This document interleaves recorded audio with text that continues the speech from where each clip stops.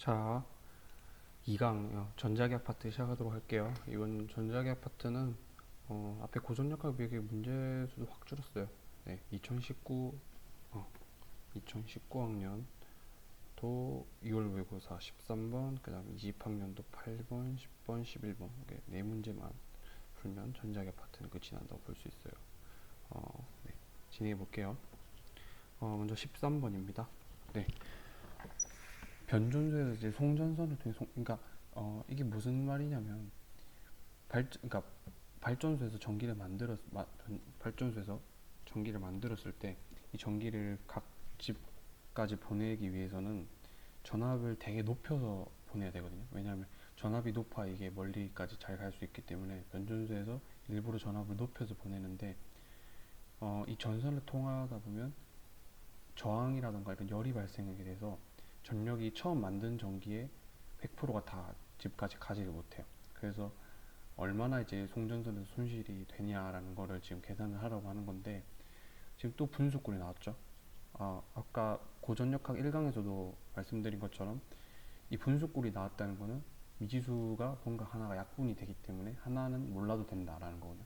그리고 지금 구체적으로 지금 수치, 즉 숫자를 안 줬기 때문에 결과적으로 문자 계산으로 뭐가 약분이 돼서 어떤 정수나 어떤 분수 값이 나올 거라는 거를 예상을 하고 문제를 풀었으면 좋겠습니다. 이 문제를 풀기 전에 꼭 알아야 될 공식이 두 개가 있어요. 먼저 처음으로는 V는 IR로 많이 알고 계시겠지만 오음의 법칙, I는 R분의 V죠. 중학교 때 배운 거. 그 다음에 P는 VI라고 전력을 구하는 공식이 있어요. 그러니까 이 두 개만 알고 계시면 이 문제를 풀 수 있는데 이 두 개를 모르면 못 푸는 거예요. 그래서 외우셔야 돼요. 꼭.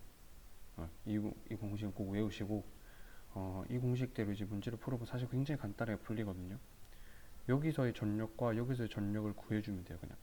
근데 지금 사실 V는 알고 싶지가 않은 거예요. 이 문제 어디를 찾아봐도 V가 안 보이니까 V가 필요 없고 우리는 R과 P와 I만 있는 공식이 필요한 거예요. 근데 지금 R과 I, P만 있는 공식이 없잖아요.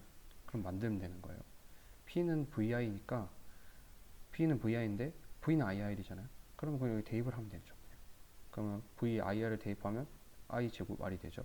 그래서 P는 I 제곱 R이라는 공식을 유도할 수 있어요. 우리가. 그냥 우리가 쓰면 되는 거예요. 그냥. P는 I 제곱 R이니까 손실 전력 P 송전선 A에서 그러니까 PA에서의 손실 전력 PA는 I 제곱 IA의 제곱 저항값 R이라고 했으니까 R이죠. 그 다음에 PB 송전선 B에서의 손실 전력은 IB의 제곱에 ER. 여기서 손실전이 2P라고 있으니까 두 배가 되겠죠. 그러니까 이거를 2PA라고 하고 여기를 PA로 바꿔버리면 되겠네요. 그냥. 그럼 지금 송전선 B에서의 손실 전력이 송전선 A에서 손실 전력보다 2분의 1배가 되니까 이렇게 놓고 보면 일단 이렇게 분석을 하고 나고 식을 딱 써놓고 나면 딱 보여요. 답이 IB분의 IA를 구하는 게 그냥 아까 고전 역학 파트에서도 그랬던 것처럼 나누면 돼. 그냥. 그럼 PAPA니까 어차피 날아가서 2만 남겠죠. R 날아가니까 2IB 제곱은 IA 제곱이 되겠죠. 그럼 2를 양변에 곱해주면 4는 IB 제곱분의 IA 제곱이 되니까 루트 씌워주면 2가 되겠네요. IB분의 IA는 2번, 4번 답이 4번이 되겠네요. 다음은 8번이에요. 8번은 이 전자기 유도에 대해서 물어보는 건데 먼저 전자기 유도에 대해서 간단히 알아보고 넘어갈게요. 전자기 유도는 이렇게 전선을 그냥 말하는 거예요. 코일이라고 하는데 이 코일에 이 자석을 갖다 대게 되면 N극 S극이 있죠. 자석을 이렇게 갖다 대게 되면 코일에서 전기가 흐르는 거예요. 그냥. 굉장히 놀라운 현상이죠. 전기가 없는데 그냥 자석을 갖다 대기만 하면 전기가 생기는 거예요. 그래서 이 현상을 전자기 유도 현상이라고 하는데 이 전자기 유도 원리 현상은 당연한 거겠지만 상식적으로 자석이 빨리 왔다 갔다 할수록 그리고 빨리 왔다 갔다 할수록 빨리 왔다 갔다 해야 더 전기가 빨리 많이 만들어지겠죠. 그리고 빨리 그리고 자석이 세면 당연히 더 많이 만들어지겠죠. 자석이 그 다음에 코일이 촘촘하게 감겨 있으면 전기가 많이 생길 것 같아요. 그냥 많고 뭐든 많고 빠르면 좋은 거예요. 그냥 여기서 발전의 원리는. 그래서 가문수가 뭐 많으면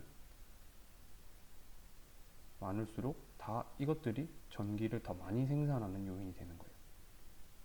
그냥 상식적으로 생각하면 돼요. 뭔가 반대 우리 상식이 지금 벗어나는 일이 없기 때문에. 그러니까 자석을 빨리 넣었다 뺐다 해주는 효과를 빨리 반복을 하면 더 빨리 하고 더 센 자석을 쓰고 가문수를 늘릴수록 전기가 많이 생산이 된다는 거예요. 전자기 유도 현상의 한 가지 특징은 안 움직이면 전기가 안 만들어져요. 그래서 대부분의 발전기를 돌린다고 말을 하는 게 이 엄청나게 큰 코일 안에 자석을 빠르게 왔다 갔다 시켜주거나 아니면 뭐 자석은 가만히 있는데 코일을 왔다 갔다 시켜준다든가 하여튼 둘 중 하나가 왔다 갔다 해서 어쨌든 움직임이 있어야 그게 전기로 변형이 되는 거거든요. 그래서 이 전자기 유도 현상은 이 정도만 알고 계시면 되고 그리고 한 가지 더 알아야 될 게 렌츠 법칙이라고 해가지고 교육과정 안에는 없는 걸로 아는데 내용상 이게 중요하거든요. 이게 렌츠 법칙이 뭐냐면 가까워지는 쪽에 n이 가까워지면 이 코일 입장에서는 변화를 싫어해요. 그러니까 마치 관성처럼 관성은 물체가 정지해 있으면 정지해 있으려고 하고 운동하고 있었으면 계속 운동하려고 하는 것처럼 얘도 갑자기 생긴 변화를 싫어하거든요. 그래서 n이 가까이 오면 n을 밀어내려고 해요. n이 싫으니까. 그럼 n이 가까워지면 이게 자성을 띠게 되거든요. 여기 n극이 유도가 돼요. 그래서 전자기 유도예요. 전기도 유도되지만 자기도 유도된다 해서. 그리고 자연스럽게 n이 여기 유도되니까 s가 여기 유도돼요. 그럼 n이 유도돼서 이게 밀어내겠죠. 서로. 그런데도 이게 당연히 더 세게 힘을 넣어주면 무시하고 그냥 쑥 들어가겠죠. 그럼 근데 변화를 싫어해서 오는 것만 싫어하는 게 아니라 가는 것도 싫어해요. 그러니까 예를 들어서 가만히 있었는데 지금 이게 반대로 이제 뒤로 당긴다고 생각을 해봐요. 당긴다고 생각하면 n이 가는 게 싫어서 이번엔 여기 s가 유도되고 여기 n이 유도돼요. 이걸 렌츠 법칙이라고 해요. 렌츠 법칙이라고 하는데 그냥 발견한 사람이 렌츠라서 말이 어렵지 그냥 가까워지면 밀어내면 다시 당기려고 해요. 그러니까 한마디로 밀당의 법칙이에요. 밀당의 법칙. 적당히 밀당을 코일이 하는 거예요. 코일이 자석이 멀어지면 가까이 있게 만들고 자석이 가까워지면 오히려 밀어내고 그게 결국 렌츠 법칙이에요. 그러니까 전자기 유도에서는 이 밀당의 법칙, 렌츠 법칙이랑 빨리 세게 감수 많이 할수록 전기 많이 생긴다. 이 두 가지만 알고 있으면 대부분의 문제를 풀 수가 있어요. 그럼 문제를 한번 보면 사실 이렇게 문제가 어려워 보이지만 그렇게 어려운 문제가 아니거든요. 보면 지금 자석이죠. 여기가 N극이죠. 여기가 N극이고 여기가 S극인데 이렇게 빗면 마찰형 레일인가 뭐 어쨌든 뭐 이 경사면을 따라서 쑥 내려와서 이 코일을 한번 이 솔레노이드를 코일이라 해요. 코일을 어려운 말로 솔레노이드라 해요. 통과하고 통과해서 쑥 지나가겠죠. 얘가 쭉 가겠죠. 얘가 그랬을 때 설명을 옳은 것만을 보게 있는데 고르라고 했어요. 자석의 속력은 C에서 A에서보다 크다. 갑자기 뜬금없이 자석의 속력을 물어봐서 당황할 수 있는데 아까 생각한 밀당의 법칙만 생각하면 쉽게 풀 수 있어요. 문제를. 예를 들어서 n이 여기까지 왔다고 생각을 해봐요. 자, n이 여기까지 왔으면 여기 n이죠. 그러면 이 솔레노이드 A 입장에서는 가까이 오는 게 좋아요, 싫어요? 싫으니까 여기 n이 유도돼요. 그래서 밀어내는 거예요. 그래서 밀어내는 약간의 밀어내는 힘 때문에 속도가 조금씩 느려져 얘가. 그래서 얘가 이제 지나서 이제 여기서 나가겠죠. 나갈 때 이렇게 여기 n이 이렇게 있으니까 이렇게 나가겠죠. 그러니까 코일 입장에서는 S가 갑자기 멀어지니까 또 실어서 당기려고 해서 여기 갑자기 또 n이 유도가 돼요. 그것도 당겨 이 방향 살짝. 그러니까 여기서는 아까 들어오려고 하니까 반대 방향을 밀고 여기는 멀어지려니까 자기 방향으로 당기고 그러니까 계속 속도가 조금씩 주는 거예요. 얘 운동방은 이 방향인데 조금씩 여기서 조금씩 당기는 거예요. 계속 코일이. 여기서도 마찬가지겠죠. n이 가까이 왔으니까 여기서는 밀어내려고 n이 유도가 돼서 일로 또 밀 거고 조금 나가려고 하면 S가 멀어지니까 여기 또 S가 유도돼서 또 조금씩 잡아당길 거예요. 그래서 얘는 이렇게 가고 있었는데 계속 조금씩 잡아당기니까 속도가 이때 그러니까 빗면을 내려서 최고 속도일 때 비해서 이때 속도가 갈수록 느려지는 거예요. 속도가. 그러니까 가면 갈수록 속도가 느려지니까 지금 C에서가 A에서보다 크다고 되어 있는데 C에서는 지금 속도가 줄어들 만큼 줄어든 상황이고 A는 아직 덜 줄어들고 제일 속도가 빠를 때잖아요. 그러니까 틀린 말이 되겠죠. A가 더 속력이 빠르겠죠. 그리고 B에서 자석이 작용하는 자기력의 방향은 자석의 운동 방향과 같다. 이거 아까 말한 거랑 아까 방금 사실 다 말했어요. B에서 자석이 작용하는 자 자석이 여기 있으면 NS면 솔레노드 B 입장에서는 N이 다가오니까 N을 밀려고 N이 여기 누르고 S가 되겠고 A 입장에서는 S가 멀어지니까 붙잡아 두려고 여기 N이고 여기 S가 오겠죠. 그럼 N은 S를 잡아당기니까 이 방향, N은 N을 미니까 또 이 방향. 그러니까 결국 이 방향으로 미는 거예요. 그러니까 결국 운동을 방해하는 방향인 거예요. 얘가 가는 방향을 가려고 하는데 계속 방해하는 거죠. 그러니까 자석의 운동 방향과 같다가 아니라 다르다가 되겠죠. 그러니까 C에서가 A, 이거 아까 틀렸죠? 틀렸고. 그 다음에 이제 P에 흐르는 전류의 최대값은 Q에 흐르는 전류의 최대값보다 크다라고 되어 있는데 이것도 쉬워요. 아까 두 가지만 기억하라고 했잖아요. 그러니까 밀당의 법칙이랑 더 빨리 더 센 자석 그리고 코일을 더 촘촘하게 감을수록 전기는 많이 생긴다. 상식적으로 생각하면 돼요. 그러니까 P에서 흐르는 전류의 최대값이라는 거는 여기까지 왔을 때, 그러니까 그 사실 지금 코일 가문수도 일정하고 자석도 똑같은 자석이니까 남은 건 뭐예요? 더 빨리 왔다 갔다 해주는 것밖에 없잖아요. 더 빨리 코일을 넣었다 뺐다 해주든 코일을 움직여 주든가 아니면 자석을 움직여서 코일 안에 넣었다 뺐다 해주든가 말고 없거든요. 그러니까 지금 여기 들어갈 때 자석의 속도가 빠를까요? 아니면 여기를 통과하고 나서 B에 들어갈 때 자석의 속도가 빠를까요? 아까 지금 기억 니은에서 계속 했던 것처럼 시간이 지나면 지날수록 솔레노이드 A, B가 서로 반대 방향으로 자석이 운동하는 걸 방해하기 때문에 갈수록 속도가 느려지거든요. 그러니까 여기 속도가 여기보다 훨씬 빠르게 되는 거예요. 그러니까 여기 속도가 더 빠르니까 더 빨리 솔레노이드를 지나가서 더 빨리 결과적으로 넣었다 뺐다 해준 효과가 되는 거죠. 그러니까 전류 최대값은 A가 B보다 큰 거죠. D가 맞는 선지니까 2번 답이 되겠네요. 다음은 10번 PN 접합 발광 다이오드를 이용한 빛의 합성에 대한 문제인데 여기서 알아야 될 거는 일단 이거 빛의 삼원색이 RGB 3개로 구성이 되어 있다는 거. 레드, 그린, 블루, RGB 이 3개로 구성돼서 모든 색을 이 3가지 색으로만 만들 수 있어요. 그래서 빛의 경우에는 이 3가지 색을 다 섞으면 흰색이 돼요. 흰색이 되고 물감 같은 경우는 물감의 삼원색을 또 다 섞게 되면 검은색이 되는데 어쨌든 빛이니까 빛은 다 섞으면 흰색이 된다는 거 그걸 일단 알고 있어야 되고 그 다음에 PN 접합 다이오드 그러니까 다이오드는 보통 PN 접합으로 만들어지는데 이 P가 포지티브의 P고 여기 N이 네거티브의 N이거든요. 그래서 플러스고 여기가 마이너스예요. 그냥 플러스 마이너스를 포지티브 네거티브 그냥 좀 어렵게 표현을 한 거라고 생각을 하면 돼요.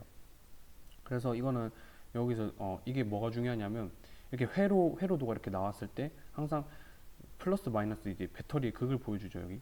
그러니까 이 플러스는 과연 P에 연결해야 되느냐 아니면 N에 연결해야 되느냐를 묻는 문제가 항상 나와요 다이오드 문제는. 근데 같은 거 그냥 연결하면 돼요 우리. 플러스 꼽고 마이너스 꼽는 것처럼 P는 플러스에 꽂고 N은 마이너스에 꽂으면 되는 거예요. 그러니까 P는 플러스에 꽂고 N은 마이너스에 꼽는다. 이것만 생각하면 돼요. 포지티브, 네거티브, 긍정적이니까 플러스, 네거티브, 부정적이니까 마이너스 이런 느낌으로 외우셔도 좋을 것 같고 어쨌든 이 두 가지만 알고 있으면 문제를 풀 수 있어요.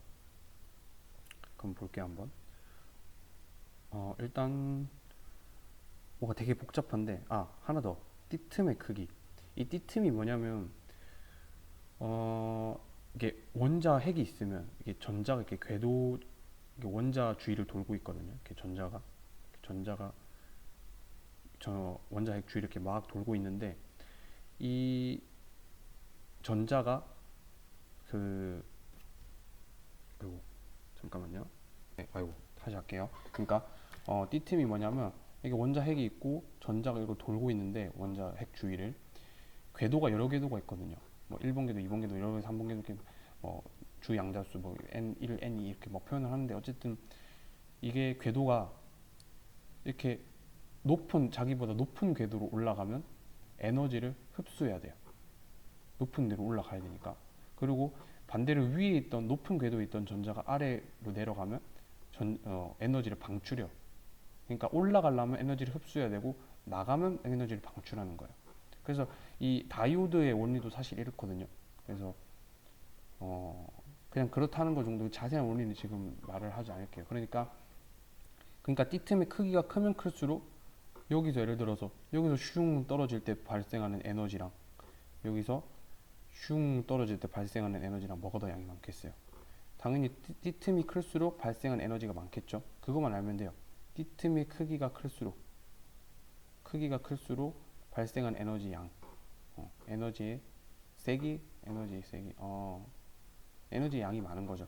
그래서 빛의 경우에는 에너지가 높다는 거는 파장이 짧은 빛이거든요. 파장이 짧고 진동수가 높은 빛이라서 우리 무지개 빨주노초 파남보 딱 생각을 해보면 돼요. 그게 무슨 소리냐 하면 그 빨주노초 파남보 해가지고 뭐 퍼플까지 있겠죠. 그래서 여기까지 영역을 우리 눈에 볼 수 있는 가시광선이라고 하는데 이 뒤에를 레드 밖의 영역이라 해서 적외선이라고 해요. 레드 밖의 영역, 적외선. 그 다음에 그럼 여기는 뭐가 있어요? 보라색 밖의 영역이니까 적외선이에요. 여기는 아니 자외선이죠. 자외선. 근데 우리 적외선은 맞으면 뭐 몸이 위험하다 뭐 이런 거는 많이 못 들어봤어도 자외선을 차단하려고 많이 선크림도 바르고 하는 것처럼 자외선이 더 몸에 해롭고 그렇다는 건 알고 있죠. 상식적으로. 왜 그러냐면 자외선이 그냥 더 세서 그런 거예요. 자외선이 더 세기가 더 세니까 적외선은 상대적으로 약하고, 그래서 R이 P보다 파장도 길고 진동수는 낮고 파장은 길고 진동수는 낮고 에너지는 더 낮은 거예요. 그래서 좀 장황하게 설명을 했는데 살짝 요약을 해보면 지금 사실 개념 설명을 다 할 수가 없어서 구체적으로, 그러니까 띠틈의 크기가 클수록 에너지가 더 높고 에너지가 더 높은 빛일수록 파장이 짧고 진동수는 더 높기 때문에 이런 빛은 바로 보라색 계열인 거죠. 퍼플. 그리고 더 에너지가 약한 빛일수록 빨간색에 가까워요. 그러니까 RGB가 있으면, 왜 RGB라고 순서를 말하냐면 R이 제일 약해서 그래요. 1로 갈수록 세기가 세거든요. 그러니까 B가 제일 센 거예요. 제일 보라색이 가까우니까. 그러니까 B가 제일 센 색이라는 거를 알고 있어야 돼요. 띠틈의 크기가 클수록 에너지의 세기도 크다는 거랑. 그러면 띠틈의 크기가 A, B, C 순위로 크니까 B, G, R이 되겠네요. 그러면 여기서부터 B, G, R이겠죠? 그럼 살짝 색깔을 표현해 보면, 이거 잠깐만요. 네, 이게 자꾸 이게 움직여서 다시 할게요. 아까 여기서부터 B, G, R이었으니까 여기가 B,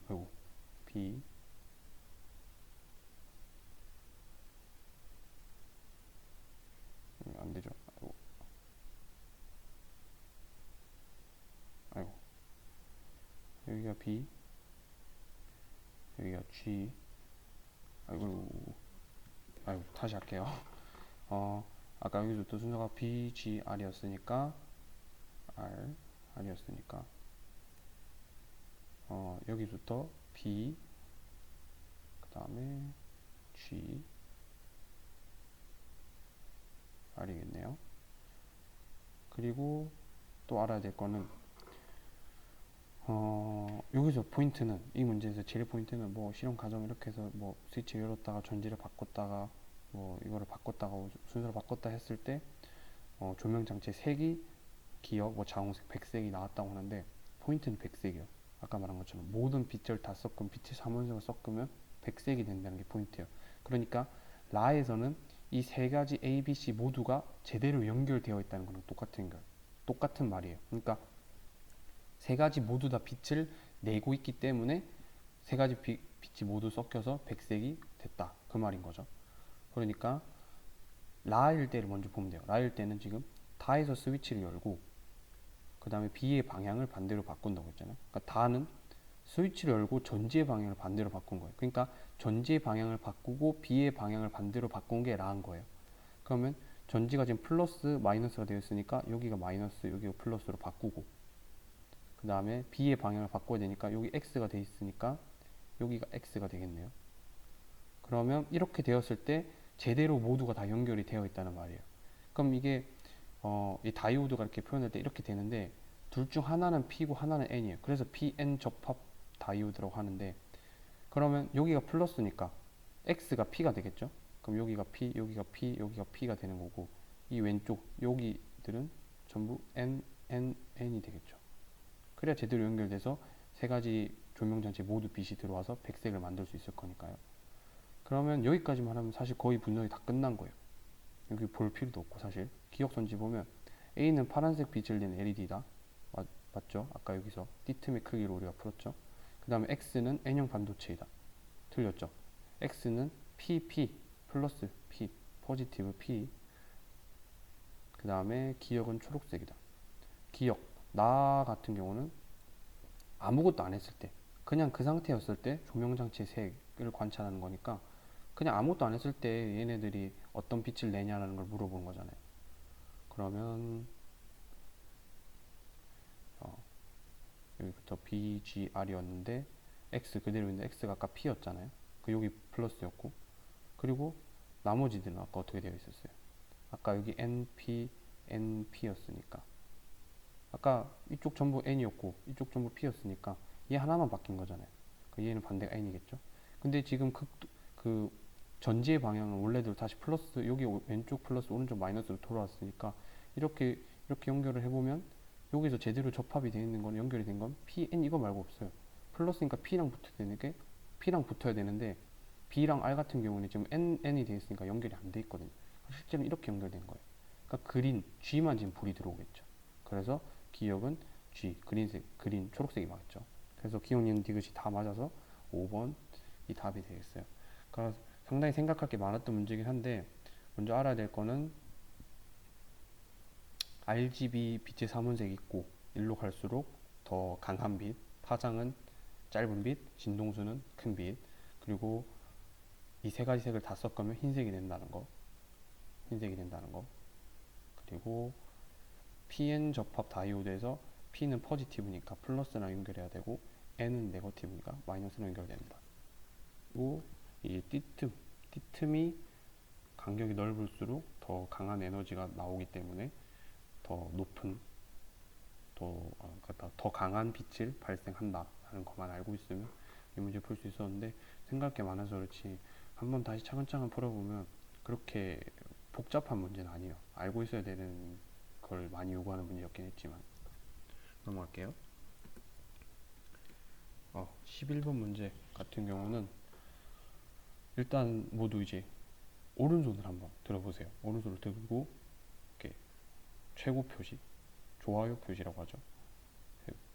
이런 이 표시, 네, 그림을 잘 못 그리는데 좋아요 표시 이렇게 해보세요. 손가락이 이렇게 들어가게. 네, 됐죠? 그러면 이게 뭐냐면 앙페르의 오른나사 법칙이라고 하는데, 앙페르라는 과학자를 따서 이게 뭐냐면 전류의 방향이 엄지손가락의 방향이에요.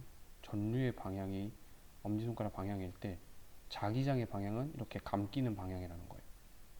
반대로 자기장의 방향이 이 방향일 때 전류의 방향도 이렇게 방향이거든요. 그러니까 이것만 알고 있으면 돼요. 항상 오른손을 딱 펴서 좋아요를 하고, 위로 강하는 방향이 하나는 I, 하나는 B라는 거, 그 둘 중 하나만 알면 되는 게 이번 문제의 핵심이라고 할 수 있어요. 그리고 또 하나 알아야 될 게 B는 KR분의 I인데, 이게 뭐냐면 자기장의 세기는 거리에 반비례하고 전류에 비례한다는 거예요.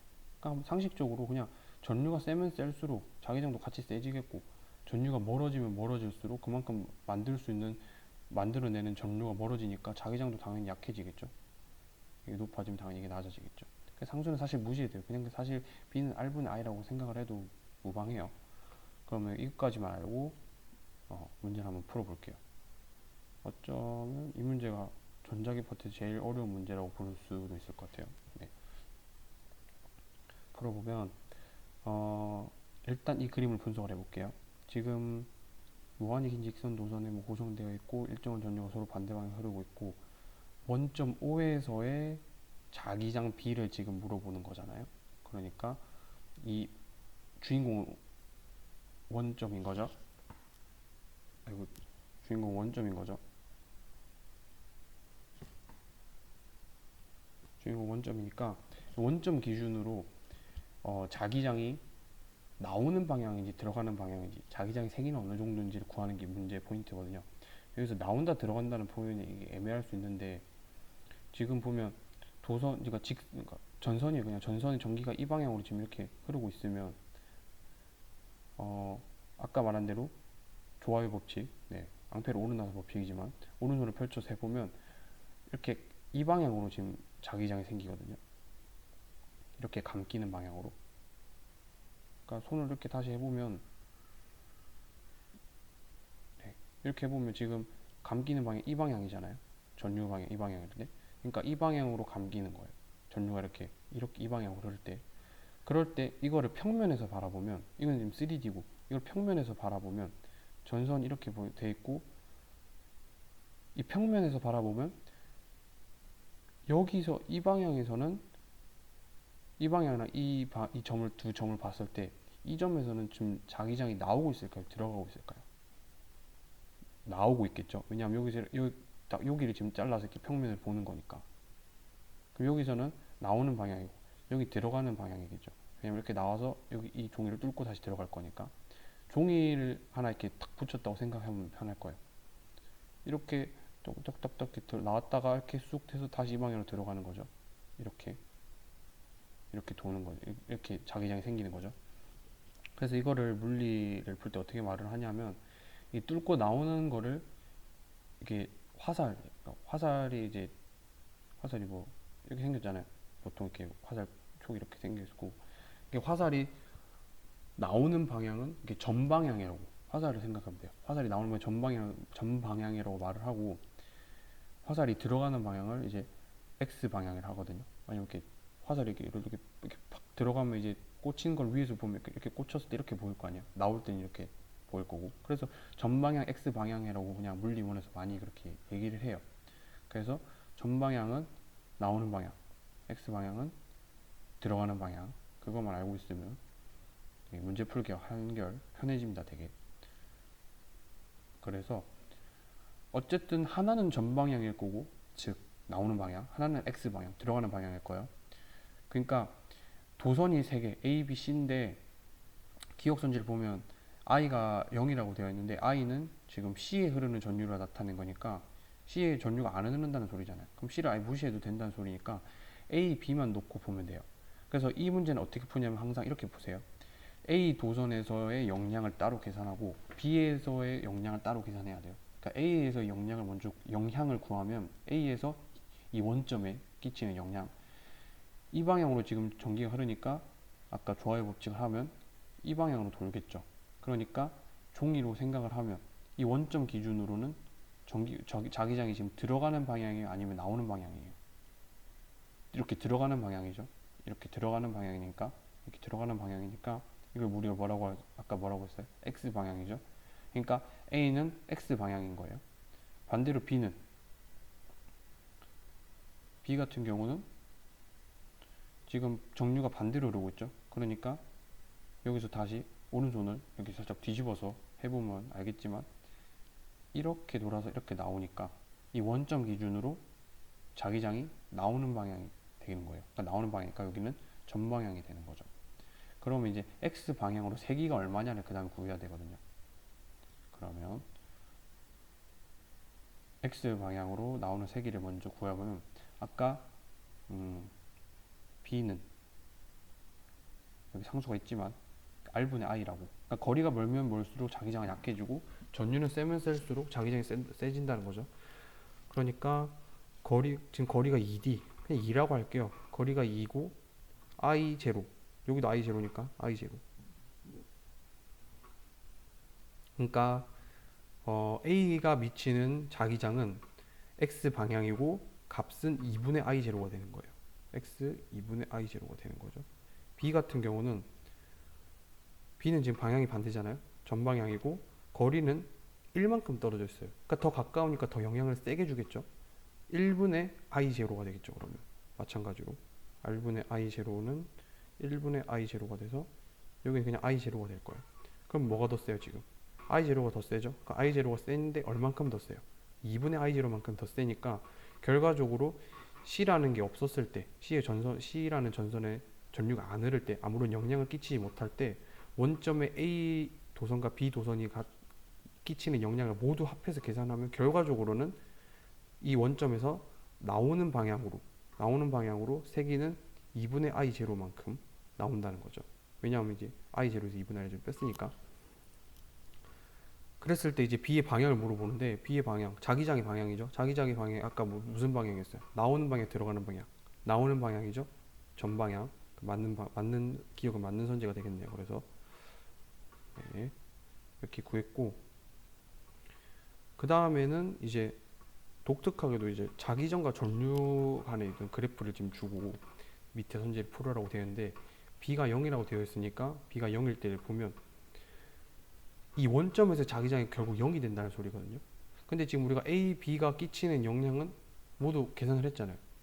전방향으로 2분의 I 제로만큼 2분의 I 제로만큼 전방향이 우리가 구한 최종 영향이었어요. A, B 다 합쳤을 때.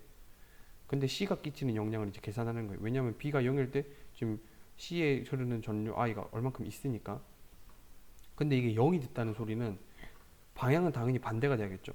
방향은 반대가 돼야 되고 크기도 똑같이 2분의 I 제로가 돼야 될 거예요. 그럼 이렇게 했을 때 방향은 반대가 돼야 되니까 지금 근데 또 헷갈릴 수 있는 게 이 Y축 기준으로 도선이 왼쪽이냐 오른쪽에 있냐에 따라서 이 조화의 법칙을 쓰면 방향이 들어갈 때도 있고 나올 때도 있기 때문에 잘 계산을 해야 되는데 지금 Y축 기준으로 오른쪽에 있기 때문에 X 방향이 되려면 즉 들어가는 방향이 되려면 전류는 이 방향으로 흘러야겠죠. 이 방향으로 흘러야 이렇게 들어갈 수 있을 거니까. 그래서 B가 0일 때, 즉 원점에서 자기장이 0일 때 I의 방향 마이너스 Y 방향이 되는 게 맞죠. 그리고 B가 0일 때 I의 세기는 얼마냐고 물어봤는데 지금 거리가 2로 더 멀어졌기 때문에 아까 B는 R분의 I라고 했으니까 2분의 뭐 무슨 I 제로가 되겠죠. 근데 무슨 I 2분의 무슨 I 제로가 실제 우리가 해야 될 2분의 I 제로랑 똑같으니까 그냥 2분의 I 제로가 되겠네요. 그래서 여기 흐르는 전류는 I 제로가 되는 거예요.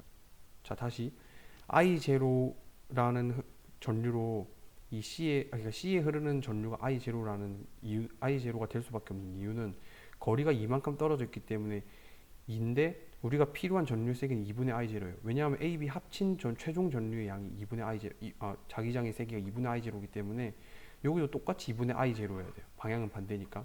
그러면 2분의 I 제로만큼 이쪽에서는 나오고 이쪽에서는 들어가야 되니까 당연히 이 C에 흐르는 전류량은 I 제로가 될 수밖에 없겠죠. 그래서 기억, 니은, 디귿이 전부 맞아서 답은 5번이 되겠네요. 이렇게 또 이제 전자기학 파트도 끝나게 됐는데 사실 이제 또 가장 또 어려운 부분을 넘겼다고 볼 수 있죠. 네, 여기까지 또 공부하시느라 많이 수고했고 다음은 이제 연력학 강의에서 다시 뵙도록 할게요.